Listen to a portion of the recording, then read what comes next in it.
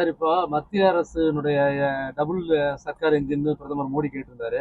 ஆனா தமிழக முதல்வர் வந்து டப்பா என்ஜின் அப்படின்னு விமர்சனம் பண்றாரு. இப்படி தொடர்ச்சியா மோதல் போக்கே நடத்திக்கிட்டு இருந்தா தமிழக அரசியல் ஒரு ஆரோக்கியமான அரசியலா இருக்குதா? இல்ல, அப்படி இல்லை. அதாவது தமிழ்நாட்டினுடைய வளர்ச்சி வந்து இன்னைக்கு வந்து இந்தியாவில் பல தரவுகளில் வந்து நம்பர் 1 தமிழ்நாடு இருக்கு. அப்படி இருக்கிறப்ப வந்து தமிழ்நாட்டில் என்னைக்குமே வந்து டபுள் என்ஜின் இது மாதிரி மேட்டர்லாம் தமிழ்நாட்டில் கிடையாது.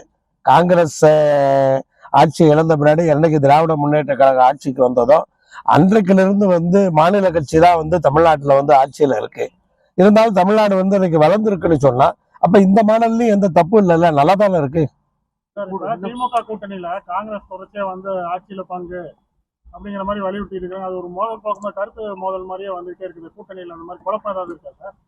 இல்ல, இது வந்து அதாவது கட்சியில இருக்கிற மற்ற தலைவர்கள் பேசிட்டு இருக்காங்க. டெல்லியில இருந்து அந்த கட்சியினுடைய தலைவர்கள் மல்லிகார்ஜுன கார்கேவோ அல்லது ராகுல் காந்தியோ அப்படி யாரும் அதை வந்து பேசுன மாதிரி தெரியல.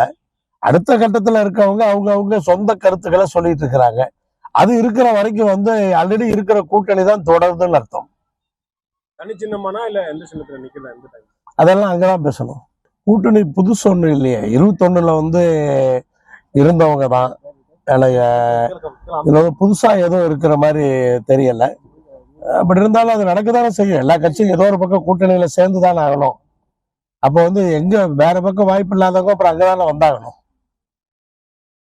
இப்போ ஓபிஎஸும் இப்போ வந்து அதிமுக பக்கம் தான் போனதுனால அந்த பக்கம் பலமடையுதுன்னு சொல்லி ஊடகத்தில் சொல்லிட்டு இருக்காங்க. நீங்க இல்ல, ஓபிஎஸ் போறதுனால புதுசா அந்த பலமடைய போறது இல்லை. ஏன்னா ஓபிஎஸ் கூட இருந்தவங்க யாருமே இல்லை, இப்ப எல்லாருமே போயிட்டாங்க.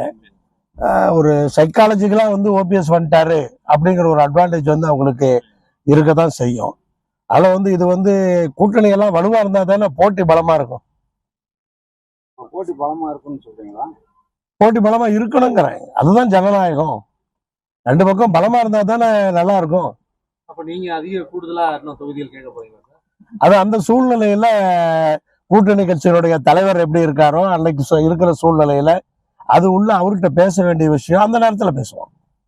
உங்க கட்சி கூட்டணிக்கு தேமுதிக வர வாய்ப்பு இருக்கு? அது கூட்டணி தலைவர் தான் முடிவெடுக்கணும். ஒரு கூட்டணி கட்சி வந்து ஒரு சில கட்சிகள் வந்து கூட்டணியில் இருக்கவங்க சில கட்சிகளை வாங்க அப்படின்னு கேட்பாங்க. அது மாதிரி பழக்கம் நமக்கு இல்லை. அது வந்து கூட்டணி கட்சி தலைவர் தான் யாரை சேர்த்தணும் சேர்த்தக்கூடாதுன்னு அவரு தான் முடிவு பண்ணணும். வேற என்ன சந்தேகம்? நல்லா தானே போயிட்டு இருக்கு. பிளே ஸ்டோர் மற்றும் ஆப் ஸ்டோரில் இருந்து பாலிமர் செயலியை QR கோடு மூலம் பதிவிறக்கம் செய்யுங்கள். செய்திகளை உடனுக்குடன் பெறுங்கள்.